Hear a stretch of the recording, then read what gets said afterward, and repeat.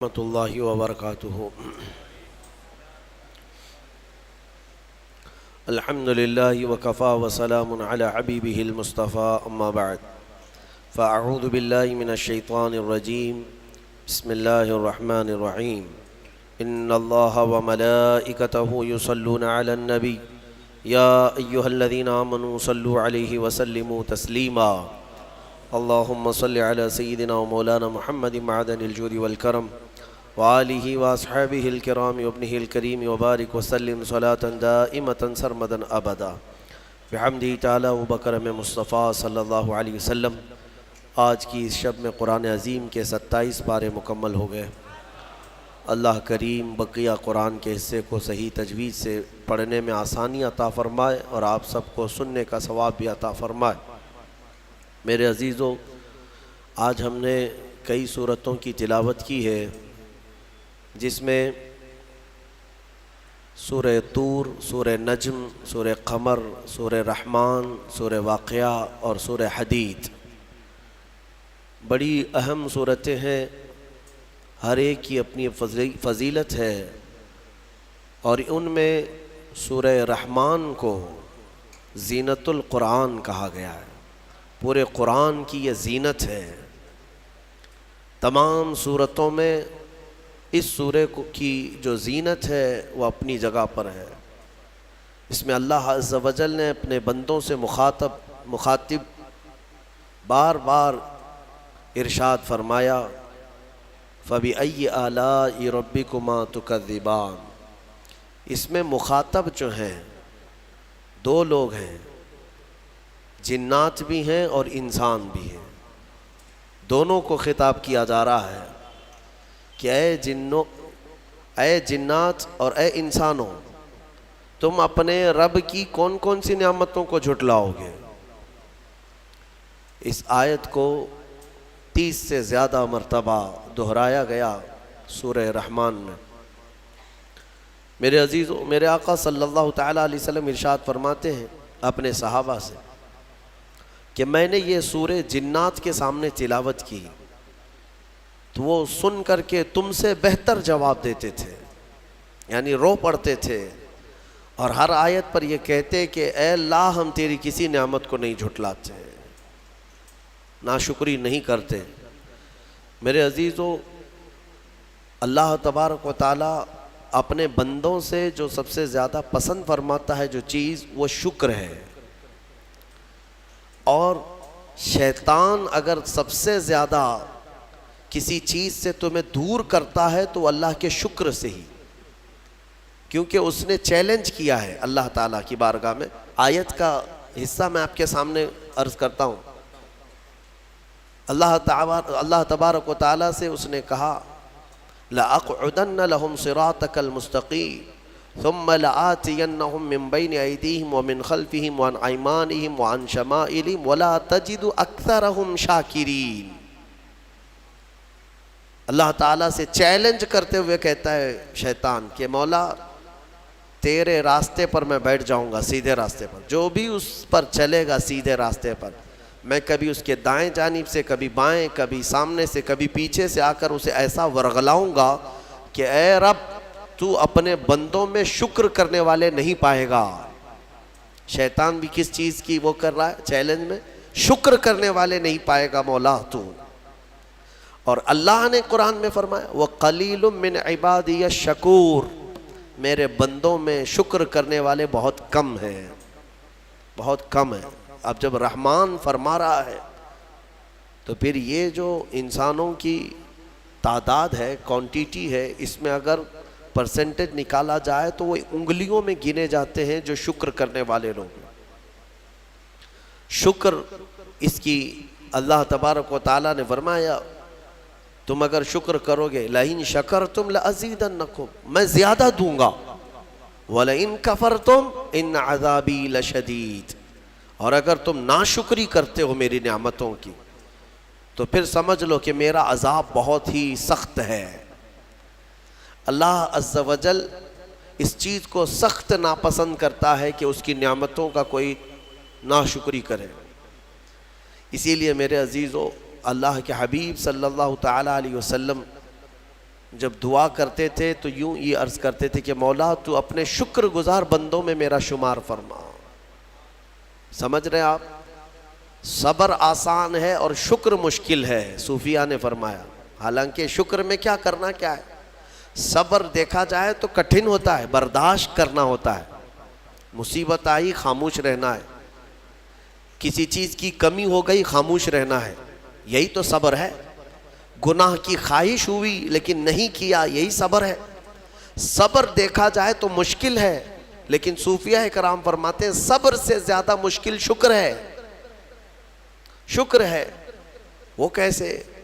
کہا کہ اس لیے کہ جب خوشیاں آتی ہیں تو عام طور پر انسان ہر چیز بھول جاتا ہے، اسے یاد ہی نہیں رہتا کہ دینے والے کا مجھے شکر بجا لانا چاہیے، وہ بھول جاتا ہے. یہی تو ہم نے دیکھا ہے. آپ تھوڑا سا تجزیہ کر کے دیکھ لیں اپنی زندگی میں، تھوڑا غور و فکر کر کے دیکھ لیں. ہمارے گھروں میں بھی جو کچھ بھی ایکٹیویٹیز ہوتی ہیں، جو معمولات چلتے ہیں، اگر گھر کے اندر کوئی مصیبت آئی تو آپ فاتحہ کروائیں گے، قرآن پڑھوائیں گے. میت ہو گئی تو کیا کریں گے؟ سب سے پہلے قرآن پڑھواتے ہیں. کسی کی بیماری ہو گئی، نزا کا وقت آیا، کسی کو بلایا، قرآن پڑھوا رہے ہیں. بہت سخت بیمار ہے، پانی پڑھ کر کے پھکوا رہے. یہ ساری مصیبتوں کے وقت آپ قرآن یا عبادت کی طرف جا رہے ہیں، سجدہ کر رہے ہیں. لیکن کبھی شادی ہو رہی ہے گھر میں، بچے کا عقیقہ ہو رہا ہے، ولیمہ ہے، منگنی ہے، ان سب مواقع پر جو خوشیوں کے ہیں، کب قرآن خوانی ہوتی ہے؟ کب قرآن پڑھا جاتا ہے؟ کیا رب ذوالجلال کی بارگاہ میں پہلے سے کوئی شکرانے کی محفل ہوتی ہے؟ بہت کم دیکھا گیا. موت پر، غم پر، بیماری پر دعائیں مانگی تو ضرور جاتی ہیں، قرآن پڑھا تو جاتا ہے، لیکن خوشیوں کے موقع پر بندہ بھول جاتا ہے. اسی لیے صوفیہ اکرام نے فرمایا شکر جو ہے یہ مشکل ہے، اور منافق شکر نہیں کر سکتا. یہ مومن کو عطا کی ہوئی نعمت ہے شکر کرنا. شکر کیسے کریں گے آپ؟ شکر کرنے کا، شکر کے بہت سارے طریقے ہیں. صرف یہ نہیں ہے کہ زبان سے کہہ دیا الحمدللہ، بلکہ تمہارے ہاتھ و پیر بھی شکر بجا لاتے ہیں، تمہاری زبان بھی اور تمہارا دل بھی. تینوں طریقے ہیں شکر کے. کسی کی زبان چلتی ہی نہیں تو کیا وہ شکر گزار نہیں ہے؟ لیکن اگر اللہ رب العزت کے حوالے اپنے آپ کو کر دیا، دل سے وہ کہتا ہے کہ مولا میرا کچھ نہیں، سب تیرا ہے، وہ دل سے کہہ رہا ہے، اس کے دل کا شکر ہے. وہ ہاتھ اور پیر اگر عبادت کے لیے اٹھاتا ہے تو یہ ہاتھوں اور پیروں کی طرف سے اللہ کا شکر ہے، اور پھر زبان سے اگر کہتا ہے تو یہ زبان کا شکر ہے. الحمدللہ. اور میرے عزیزو، اللہ تبارک و تعالیٰ کو شکر ہی پسند ہے. اور شکر کا جو سب سے بہترین لفظ ہے وہ کیا ہے؟ شکر کرنے کا اللہ کا سب سے بہترین لفظ کیا ہے؟ الحمدللہ. یہی ہے نا. آپ کو عادت ڈالی گئی ہے کہ کسی نے بھی اگر آپ سے پوچھا کہ طبیعت کیسی ہے تو آپ کیا کہتے ہیں؟ الحمدللہ. چاہے سر درد ہو ہی رہا ہو لیکن آپ کہتے ہیں الحمدللہ. یہ شکر کرنے کا سب سے بہترین لفظ کیا ہے؟ الحمدللہ. اب میں آپ کو بتاتا ہوں یہ سب سے بہترین لفظ ہے. اسی لیے دیکھو کہ اللہ نے اپنی کتاب، آخری کتاب قرآن بھی اپنے حبیب پر اتارا تو اس کا سب سے پہلا ورڈ کیا رکھا؟ الحمدللہ. الحمدللہ سے پورا قرآن شروع ہوا. پھر تم اگر مولا کی بارگاہ میں عبادت کے لیے کھڑے ہوئے، نماز کے لیے رکعت باندھے، امام اگر کہیں سے جہر میں شروع کیا تو کہاں سے؟ نماز میں بھی اگر امام قرات شروع کرتا ہے تو کہاں سے شروع کرتا ہے؟ الحمدللہ سے ہی شروع کرے گا. میرے عزیزو، اتنا ہی نہیں بلکہ روایتیں ملتی ہیں کہ آدم علیہ السلام کو جب پیدا کیا گیا اور ان کے جسم میں روح ڈالی گئی، آپ کو چھینک آئی، سب سے پہلے آپ کی زبان سے نکلا الحمدللہ. اس سے اندازہ کرو کہ میرا مولا شکر پسند کرتا ہے، شکر پسند کرتا ہے. اسی لیے 30 سے زیادہ مرتبہ تم سے پوچھ رہا ہے مولا کون کون سی نعمتوں کو جھٹلاؤ گے؟ تم اللہ رب العزت کے آگے سیرنڈر ہو جاؤ، سپرد ہو جاؤ کہ مولا نہیں، میں تیری کسی نعمت کا انکار نہیں کرتا۔ تمہیں اندازہ بھی نہیں ہے تمہارے پاس نعمتیں کیا کیا مولا نے دیا ہے، تمہیں اندازہ بھی نہیں ہے۔ وَإِن تَعُدُّوا نِعْمَةَ اللَّهِ لَا تُحْصُوهَا، اللہ فرماتا ہے اگر تم گننا چاہو گے اللہ کی نعمتیں ہرگز گن نہیں سکو گے۔ کیسے گنیں گے؟ ایک بزرگ نے لکھا ہے کہ اگر کوئی طے کر لیا، توجہ چاہتا ہوں، شیخ سعدی رحمۃ اللہ علیہ کے حوالے سے یہ بات ملتی ہے، کسی نے طے کر لیا کہ میں اللہ کی ساری نعمتوں کا شکر بجا لاؤں گا، اس نے جو بھی میری نعمتیں دی ہیں سب نعمتوں کا میں شکر بجا لاؤں گا، ٹھیک ہے؟ تمہاری زبان اللہ نے دیا ہے، یہ ایک نعمت ہے، ناک نعمت ہے، کان نعمت ہے، آنکھ نعمت ہے، ہاتھ ہیں، انگلیاں ہیں، پورے جسم میں ایک ایک عضو اللہ کی نعمت ہے، پھر پلس اس کے علاوہ جینے کے لیے جو یہاں پر گھر دیا یہ نعمت ہے، زمین پر چلنے کی طاقت دی یہ نعمت ہے، اور سونے کے لیے ہمیں بستر دیا، پہننے کے لیے کپڑے دیا یہ نعمت ہے، رشتہ دار دیا یہ نعمت ہے، اولاد دیا یہ نعمت ہے، ماں باپ دیا یہ نعمت ہے، اچھے دوست دیا یہ نعمت ہے، اسلام دیا یہ نعمت ہے، ایمان پر رکھا یہ نعمت ہے، اپنے آخری نبی کی امت میں پیدا کیے یہ نعمت ہے۔ یہ ہزاروں نعمتیں ہیں، لیکن اگر تم چلو طے کر لیتے ہو کہ میں اللہ کی ساری نعمتوں کا ایک بعد دیگرے شکر بجا لاؤں گا، اے اللہ تو نے مجھے زبان دی الحمدللہ، تو نے مجھے ناک دی الحمدللہ، سب نعمتوں کا شکر کرنے کا اگر کسی نے ارادہ کر لیا تو شیخ سعدی فرماتے ہیں تو پہلے وہ بیٹھ جائے، اس کو اللہ نے جو سانسیں دی ہیں نا یہ سب سے بڑی نعمت ہے۔ ایک سانس اندر جاتی ہے یہ نعمت، سانس باہر نکلتی ہے یہ نعمت۔ اگر تم نے سانس لے لیا نکلی نہیں باہر تو ختم ہو گئی تمہاری زندگی، اور سانس نکلی اندر لے نہیں پا رہے ہو یہاں پر بھی زندگی ختم۔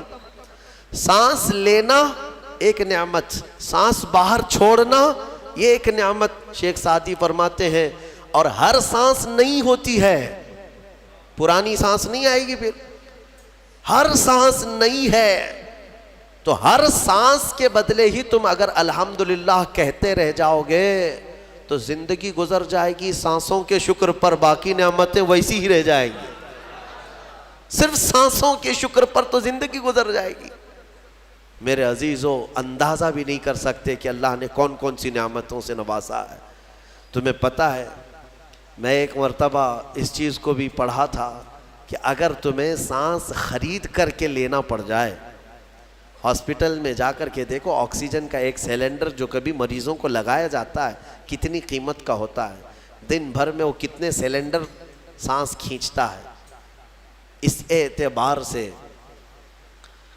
اگر تمہاری زندگی 60 سال کی ہوئی اور 60 سال تمہیں آکسیجن خرید کر کے لینا پڑا تو تقریباً اس کی قیمت جو ہے کئی 100 کروڑ میں چلی جاتی ہے۔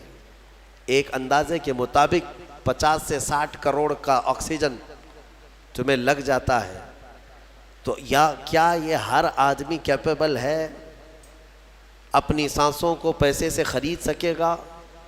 اور رب ذوالجلال نے تمہارے لیے اتنی آسانیاں کی ہیں کہ سانس ایسا نہیں ہے کہ فلاں شہر میں ملتی ہے جا کر کے لائیں اور پھر کھینچیں، تم جہاں ہو تمہاری ناک کے قریب ہوائیں کیا ہے۔ اس رب قدیر نے اتنی بڑی نعمتوں سے تمہیں نوازا، تمہیں اندازہ بھی نہیں ہے، اور اسی لیے رب تعالیٰ فرماتا ہے فَبِأَيِّ آلَاءِ رَبِّكُمَا تُكَذِّبَانِ، تم میری کون کون سی نعمتوں کو جھٹلاؤ گے۔ حاتم اصم ایک بزرگ ہے، حضرت حاتم خلیفہ ہارون رشید کے زمانے کے ہیں۔ خلیفہ ہارون رشید کے زمانے میں بادشاہ نے ایک مرتبہ ان کو طلب کیا اور پوچھا کہ کچھ نصیحت کیجیے آپ مجھے۔ وہ اکثر بڑے بڑے علماء کو دربار میں بلاتا اور نصیحت حاصل کرتا۔ حضرت حاتم اصم رضی اللہ تعالیٰ عنہ نے بادشاہ سے ایک سوال کیا کہ ہارون اگر تمہارے ساتھ ایسا ہو جائے زندگی میں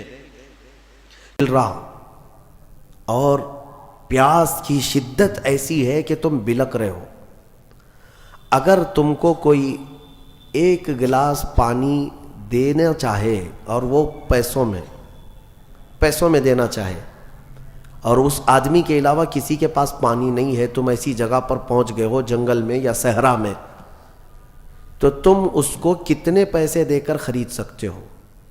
ایک گلاس پانی وہ بہت بڑی قیمت لگا رہا ہے، تم کو اگر بہت شدت کی ضرورت ہے تو تم کتنا مال دے کر کے خریدو گے؟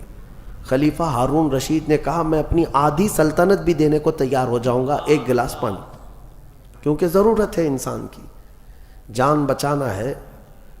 تو حاتم اصم نے کہا ٹھیک ہے، تمہیں پانی تو مل گیا، کبھی ایسا ہوا تمہاری زندگی میں تم نے پانی تو پی لیا، پیٹ بھر کر پی لیا، پیٹ بھر کر کے، لیکن پانی اب نکلتا نہیں ہے، باہر نہیں نکلتا پانی، کوئی صورت ہی نہیں ہے کہ تمہارا پانی باہر آئے، پیشاب بند ہو چکا ہے۔ کوئی ایک حکیم ایسا ہے جو تم سے یہ کہے کہ میں تیرے پیٹ کا پانی باہر نکال دوں گا تو تو اسے کتنی قیمت دے گا؟ ہارون رشید نے کہا اس کو بھی میں اپنی آدھی سلطنت دے دوں گا، میرا پانی نکالتا ہے۔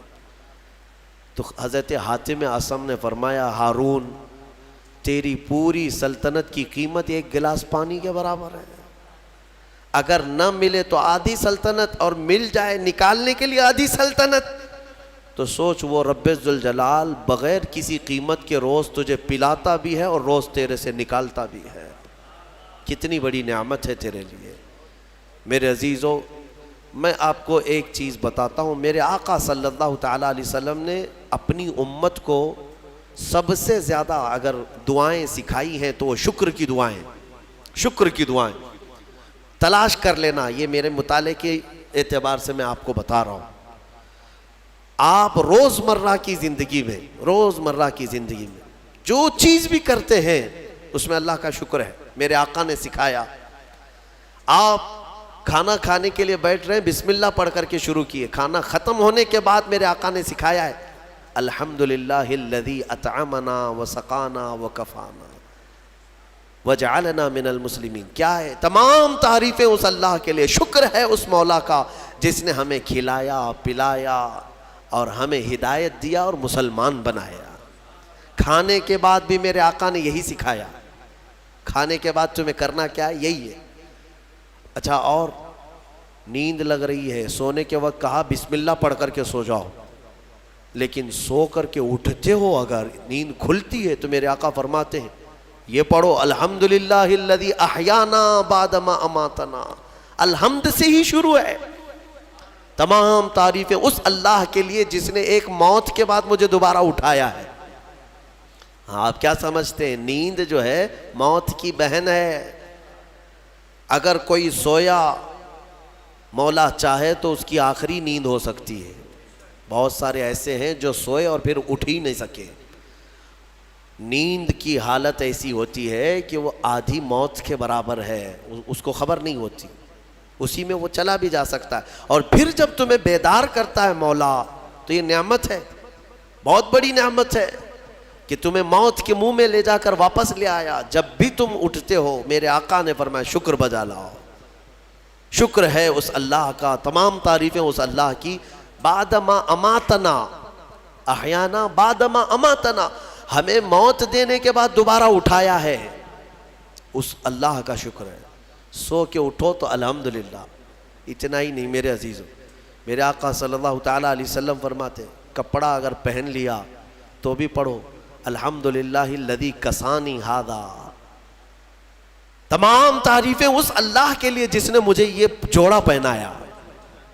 ہاں، ورنہ اگر مولا تعالیٰ نہ چاہے تو کسی جسم پر کپڑا بھی نہیں آئے گا، وہ روز تمہیں پہناتا ہے، تمہارے ستر کو چھپاتا ہے۔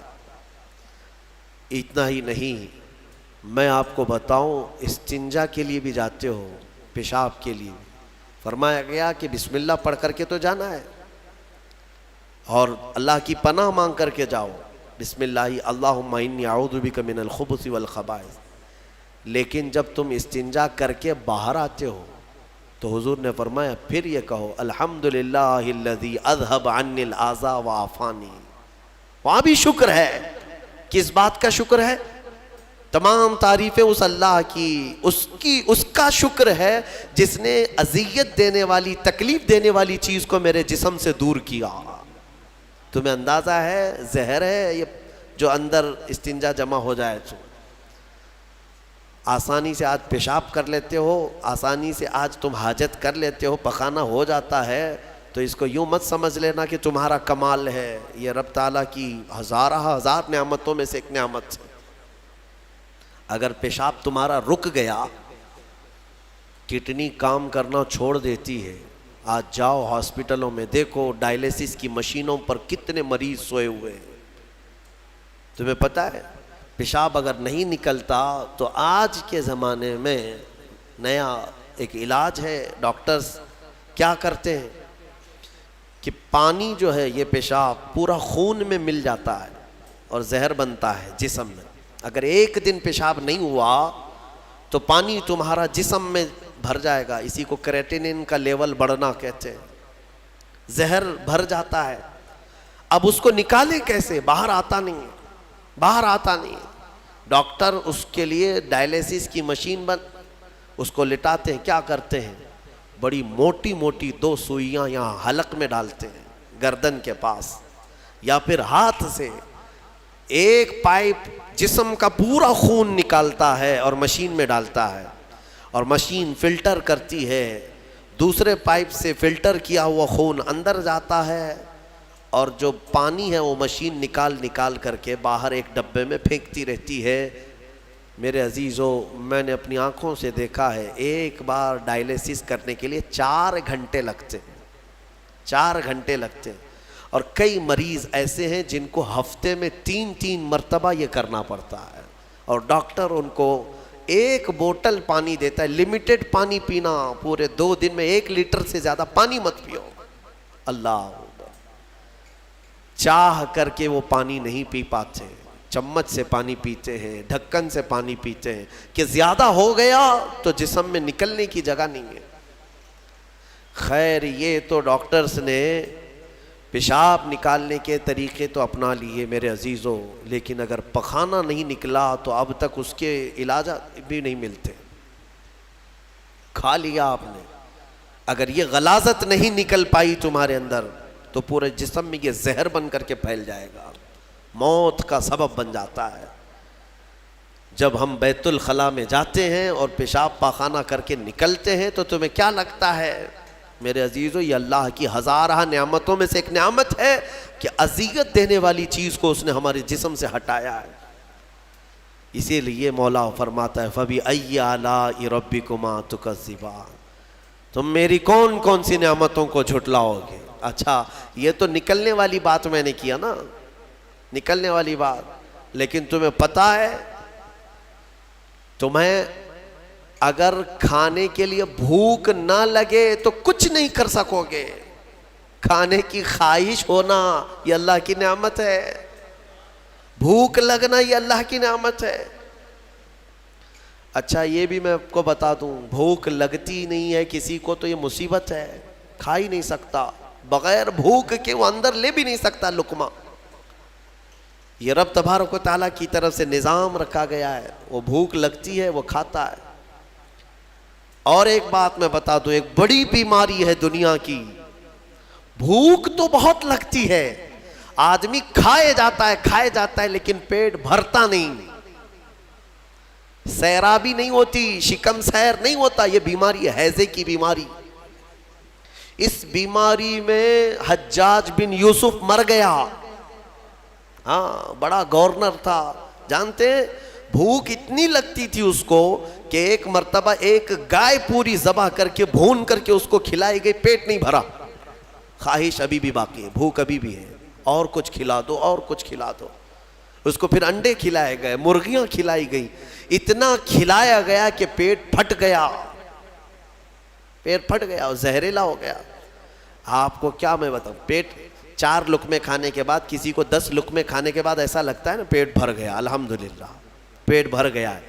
یہ جو شکم سیر آپ کو لگتا ہے یہ اللہ کی نعمت ہے۔ کچھ لوگوں کو یہ بیماری ہے کہ تم ان کو 4 کلو بھی اندر کچھ ڈال دو تو یہاں کی جو چاہت ہے وہ نہیں جائے گی، ہاں خواہش نہیں ختم ہوگی۔ اسی طرح پیاس لگنا اللہ کی نعمت ہے، اور پیاس کا بجھ جانا یہ بھی نعمت ہے۔ سکرات کے وقت میں فرمایا گیا اگر ایک ندی پانی بھی اس کو پلایا جائے تو یہ حلق نہیں سوکھے گا، پیاس باقی رہے گی، اور پانی اور پانی اور پانی۔ تم اندازہ کر سکتے ہو ایک گلاس پانی پینے کے بعد اگر ٹھنڈک لگی، ہاں پیٹ بھر گیا، پیاس بجھ گئی، نعمت ہے اللہ کی یہ۔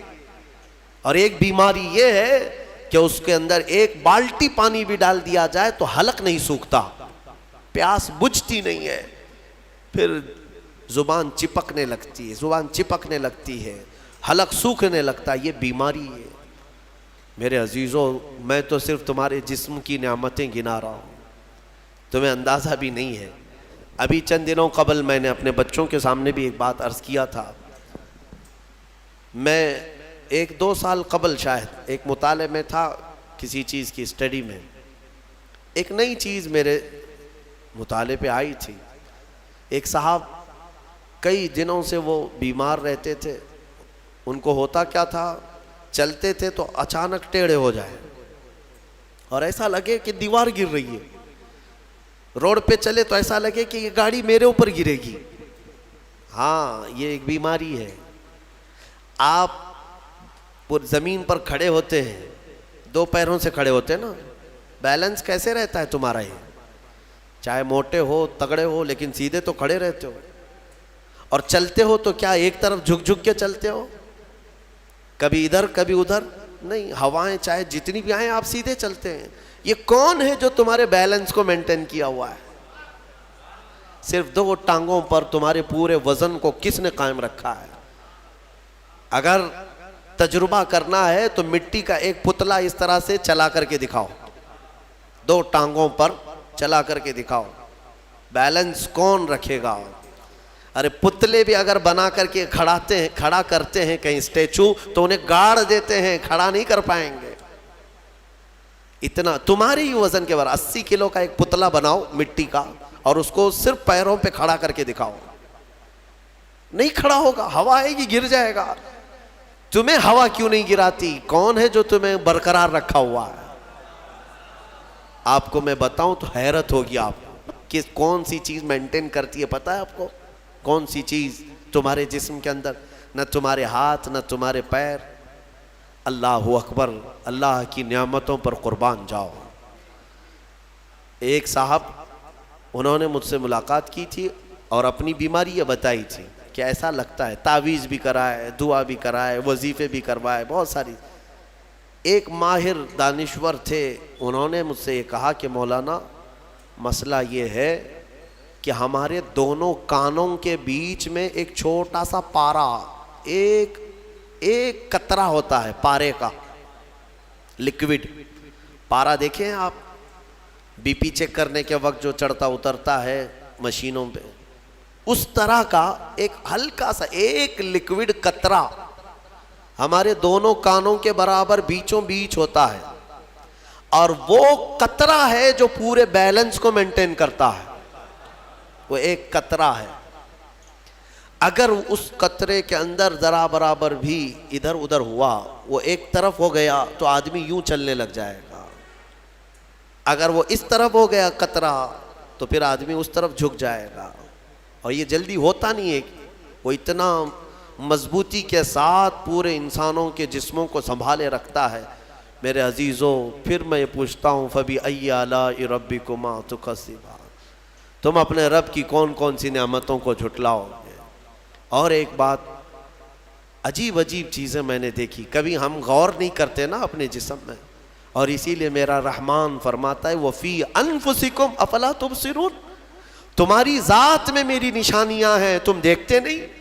اللہ پوچھ رہا ہے، تمہاری اپنی ذات میں میری نشانیاں ہیں۔ محبوب الہی نظام الدین اولیاء رحمۃ اللہ تعالیٰ علیہ نے فرمایا، اللہ تبارک و تعالیٰ تک اگر پہنچنا چاہے بندہ تو صرف اس کی نسیں جو ہے نا، اس کی رگیں، یہی کافی ہیں اس کے لیے۔ ہاں میرے عزیزوں، آج بھی ڈاکٹرز یہ کہتے ہیں کہ تمہارے جسم کے اندر کی نسیں اگر کھول کر کے پھیلا دی جائیں تو 10,000 کلومیٹر تک پھیل جائیں گے، یعنی تقریباً ایک دنیا گھومنے کے برابر۔ اتنی نسیں تمہارے جسم کے اندر ہیں کہ اگر ان کو کھول کر کے پھیلا دیا جائے تو اتنی لمبی کون ہے جو یہ سارا مینٹین کیا ہوا ہے؟ اور ہر نس میں وہ خون کو دوڑاتا ہے اور پھر واپس پہنچاتا ہے دل تک. ایک چیز میں جو کہہ رہا تھا وہ یہ ہے، عجیب سی چیز ہے. ایک صاحب نے فرمایا کہ ایک بیماری ہے کہ یہ ایک صاحب ہیں کہ ان کی آنکھوں کی پلک بند ہی نہیں ہوتی. اس پر تحقیق کی گئی. میرے عزیزو کتنی چھوٹی چیز لگتی ہے.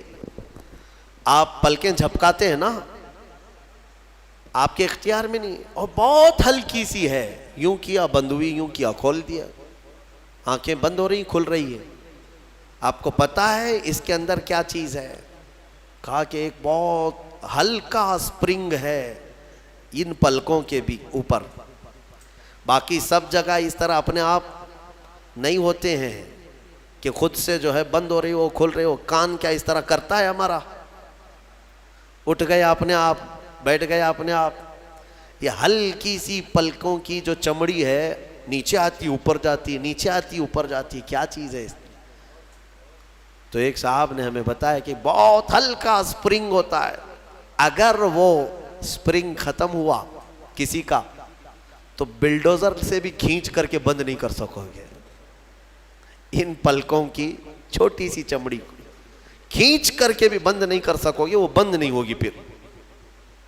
اسی لیے مردوں کو دیکھو، اگر کسی کی آنکھیں بند نہیں کیا آپ نے موت کے بعد، وہ کھلی رہ گئی، تو پھر آپ گھنٹوں کھینچ کھینچ کے اس کی آنکھ بند کرو، بند نہیں ہوگی، نہیں ہوگی. کیونکہ موت کے بعد یہ سارا حصہ ختم ہو گیا. اور مرے ہوئے آدمی کو آنکھیں بند ہے اس کی، آپ نے بند کیا، پھر اس کے 1-2 گھنٹے کے بعد اس کی پلکیں اٹھا کر کے دکھا دو، کھول کر کے دکھا دو اس کی آنکھیں. سارے لوگ مل کر کے بھی اس کی آنکھوں کی پلکوں کو کھول نہیں سکیں گے. میرے عزیزو ہے تو بہت ہلکی سی چیز، لیکن تمہیں پتہ ہے اس کی معنویت کتنی ہے؟ اس کی معنویت کتنی ہے؟ یہ بات میں کیوں کہہ رہا ہوں؟ ایک صاحب کو یہ بیماری کی وجہ سے، اس بیماری کی وجہ سے وہ پاگل ہو گئے. کیا بیماری تھی؟ کہ پلک جھپک نہیں رہی ہے، بند نہیں ہو رہی ہے، اور بند نہیں ہو رہی ہے تو نیند نہیں آتی. جیسے نیند آئے گی تو آنکھوں کا آٹومیٹک بند ہونا ہے، اور آنکھ بند نہیں ہو رہی تو سوئے گا کیسے؟ اور نس ہونے کی وجہ سے وہ مینٹلی ختم ہو گیا، پاگل ہو گیا، اور اب تو شاید مر بھی گیا ہوگا. یہ کافی 2-3 سال پہلے کی بات میں ہم اندازہ بھی نہیں کرتے کہ اتنی چھوٹی چھوٹی چیزیں. میرے عزیزو ہمارے بال جو جسم میں ہیں، ایک رواں بھی اس کا بال کا، یہ اللہ کی نعمت ہے. آپ دیکھیں ایک بال بھی نکل گیا تو پھوڑی آ جاتی ہے، اس کی قیمت بتانے کے لیے کہ یہ یوں ہی اللہ نے نہیں دیا تم کو، یوں ہی نہیں.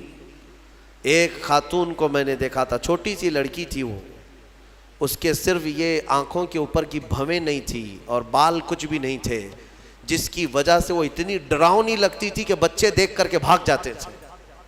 صرف یہ آنکھوں کے بال نہیں تھے، اور وہ چہرہ چھپائے رہی تھی. بہت بڑی ٹیلنٹڈ بچی، پڑھنے میں لکھنے میں ساری چیزوں میں بہت اچھی، لیکن اس کی وجہ سے وہ چہرہ چھپائی رہتی.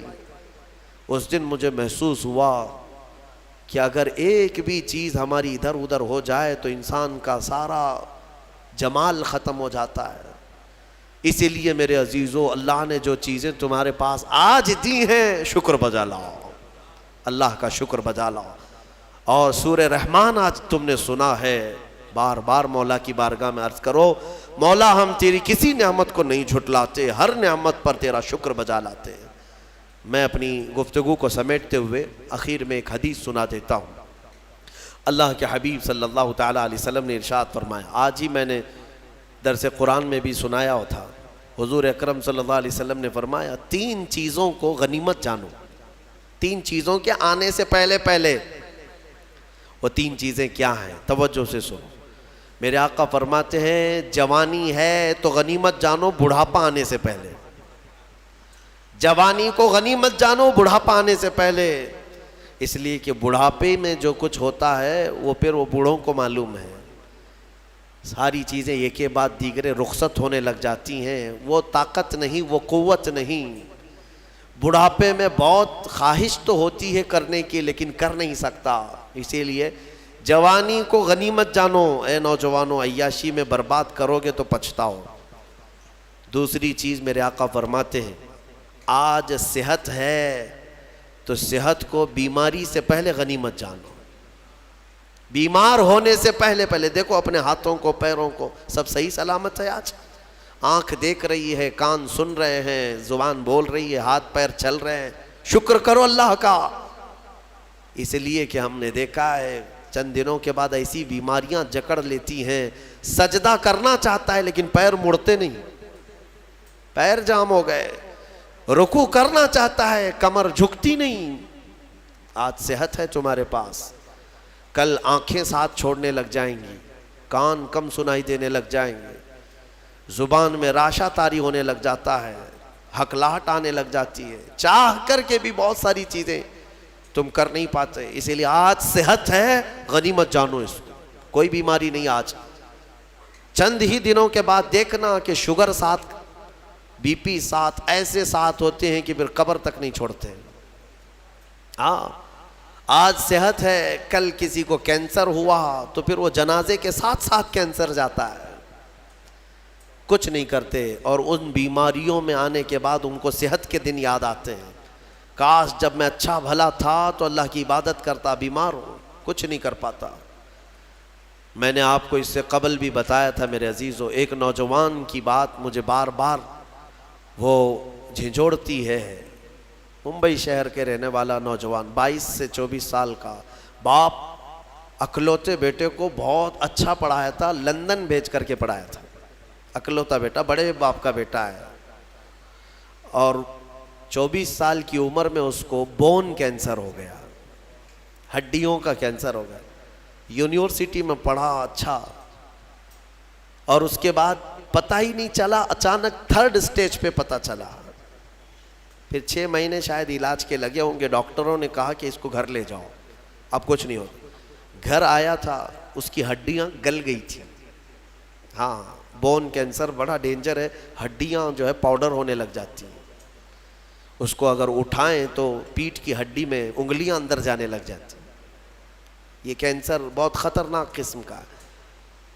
اس کے چند دن بچے ہوں گے اپنے گھر پر، علاج وغیرہ سب ختم ہو چکا، اس نے اپنے باپ کو ایک دن حسرت سے بلایا اور کہا، ابا میری وہ 10ویں کی، 12ویں کی، گریجویٹ کی یہ جو مارک شیٹ ہے، سند ہے، جو میں نے میڈل حاصل کی وہ کہاں ہے؟ کہا بیٹا سب سنبھال کے رکھا ہوں۔ کہا میں دیکھنا چاہتا ہوں۔ باپ نے وہ ساری چیزیں الماری سے اس کو دیا کہ یہ سرٹیفکیٹ ہے، یہ تیری سند ہے، یہ مارک شیٹ ہے، یہ ساری چیزیں ہیں۔ وہ نوجوان بستر پر لے کر کے اپنی سرٹیفکیٹ پڑی ہوئی، اس میں ٹاپر بھی رہا ہے، وہ سب چیزیں دیکھ دیکھ کر کے رونے لگا، اور پھر اپنے باپ سے ایک سوال کیا کہ ابا یہ ساری مارک شیٹ اور سند میں کون سی ایسی ہے جو میں منکر نکیر کو بتاؤں تو مجھے چھوڑ دیا جائے، کیونکہ میں جا رہا ہوں اب آخری سفر پر، میں آخری سفر پر جا رہا ہوں، اب تو میرے پاس اتنا وقت بھی نہیں ہے کہ میں کوئی اور چیز حاصل کروں۔ اس کے باپ نے مجھے یہ چیز بتائی تھی، وہ کہتے تھے کہ مولانا آپ بچوں کو بتاؤ، واقعی صحت جب تک تھی تم نے نہ قرآن کی طرف توجہ دیا، نہ میرے رحمان کو راضی کرنے کی کوشش کی۔ صحت آج ہے تو شکر بجا لاؤ اللہ کا، بیماری میں وہ مولا تمہارے ساتھ ہوگا۔ 2 چیزیں میں نے عرض کی ہے، جوانی کو غنیمت جانو بڑھاپا آنے سے پہلے، صحت کو غنیمت جانو بیمار ہونے سے پہلے، اور سب سے بڑی چیز میرے آقا فرماتے ہیں زندگی کو غنیمت جانو موت آنے سے پہلے۔ ہاں ٹھیک ہے، بڑھاپے میں کچھ تو کر سکتے ہو، بیماری میں کچھ تو کر سکتے ہو، مرنے کے بعد کیا کر سکتے ہو؟ تو اس لیے آج زندہ ہیں، اسی کو غنیمت جانو کہ اللہ ابھی تو ملک الموت نہیں آیا، ابھی تمہارے پاس ٹائم باقی ہے، سانسیں چل رہی، وقت باقی، صحت بھی ہے، جوانی بھی ہے، زندگی بھی ہے، تو سب ہے تمہارے پاس۔ پھر اللہ کی ناشکری کرنا میرے عزیزوں یہ سب سے بڑا گناہ ہے۔ اسی لیے میرے آقا صلی اللہ علیہ وسلم نے فرمایا معراج کی رات میں نے جہنم میں سب سے زیادہ عورتوں کو دیکھا۔ حضور سے پوچھا عورتوں نے کہ کس وجہ سے؟ حضور نے وجہ یہی بتائی، ہن یکفرن العشیر، وہ اپنے شوہروں کی ناشکری کرتی ہیں۔ ناشکری کرتی ہیں. کب تو نے میرے ساتھ اچھا کیا, یہ لفظ کہتی ہیں جس کی وجہ سے مولا ان کو جہنم میں پہنچایا. عورت اگر شوہر کی ناشکری کی وجہ سے جہنم میں ہے تو یہ بندے جو سیدھے رحمان کے ناشکرے ہیں وہ کس قدر جہنم میں جلیں گے. اسی لیے میں ڈراتا ہوں اس بات سے کہ اللہ رب العزت کا شکر بجا لاؤ. جیسا رکھا ہے اس نے بہت ہے, بلکہ دیکھا جائے تو ہماری حیثیت سے زیادہ اس نے عطا کیا ہے. شیخ سعدی رحمۃ اللہ تعالیٰ علیہ کی وہ بات یاد آتی ہے, ان کی چپل گم ہو گئی تھی, کانٹے اور کنکر چبھنے لگے, مسجد میں آئے سجدے میں رونے لگے, سفر میں ہوں مولا میری حیثیت ہی نہیں ہے کہ اب میں چپل بھی خرید سکوں, میں اتنا غریب اور مفلس ہو گیا ہوں. باہر نکلے تو دیکھا ایک آدمی پیر کٹا ہوا بیٹھا تھا جس کے دونوں پیر نہیں تھے. تو واپس گئے اور اللہ کا شکر بجا لانے لگے, اے مولا میری تو چپل ہی نہیں ہے, اس کے پاس پہننے کے پیر بھی نہیں ہے.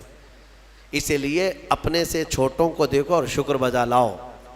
ہاں میں اپنے نوجوانوں سے اسی لیے کہتا تھا کہ کبھی کبھار ہاسپٹل وزٹ کرو, جاؤ کینسر کے پیشنٹ کو دیکھو, وہاں پر کبھی چہرہ سڑا ہوا ہے, کسی کا گلا سڑا ہوا ہے, کہاں کہاں کیا کیا. میں جاتا ہوں کبھی تو وہ دیکھتے ہی رونے لگ جاتے ہیں. میرے عزیزوں وہ موت و حیات کے بیچ میں موجود ایک لاش کی طرح پڑے رہتے ہیں. تم دیکھو گے تمہیں اپنی صحت پر اللہ کا شکر کرنے کا جذبہ پیدا ہوگا کہ مولا تو نے مجھے ان سب بیماریوں سے محفوظ رکھا ہے. اسی لیے میرے آقا صلی اللہ تعالیٰ علیہ وسلم نے بیماروں کو دیکھ کر, مصیبت زدہ کو دیکھ کر کے بھی جو دعا تعلیم دی وہ کیا ہے؟ اللہ تعالیٰ نے, اللہ کے حبیب نے یہی دعا سکھائی, الحمدللہ الذی فضلنا علی کثیر ممن خلق تفضیلا, الحمدللہ الذی عافانی مما ابتلاک بہ وفضلنی علی کثیر ممن خلق تفضیلا. اے مولا تیرا شکر ہے تو نے مجھے عافیت دی ہے, جس میں تو اس کو مبتلا کر رکھا ہے اس سے تو مجھے بچا کر رکھا ہے, اور سب پر تو نے اکثر بندوں پر تو نے مجھے فضیلت دی ہے. مولا یہ تیرا شکر ہے. اسی لیے میں کہوں گا فَبِأَيِّ آلَاءِ رَبِّكُمَا تُكَذِّبَانِ, اے انسانوں اور جنات تم اپنے رب کی کون کون سی نعمتوں کو جھٹلاؤ گے؟ اگر جھٹلاؤ گے تو پھر پکڑ ہوگی. مولا کریم کی بارگاہ میں عرض کرو, مولا ہماری ہر سانس کے بدلے تیرا کروڑ کروڑ شکر و احسان ہے, اور سب سے بڑا تیرا انعام اور تیرا شکر یہ ہے کہ مولا ہمیں لائق نہ ہونے کے باوجود تو نے اپنے محبوب کی امت میں ہمیں پیدا کیا ہے, ایمان دیا, اسلام دیا. اور مولا تیرے دربار میں اتنی التجا ہے کہ اے کریم خدا ہماری آخری سانس بھی تو ہمیں ایمان پہ عطا فرما, تیرے حبیب کے قدموں میں موت عطا فرما, اور جب اٹھائے جائیں تو شکر گزار بندوں میں ہمارا حشر فرما. وآخر دعوانا الحمدللہ رب العالمین.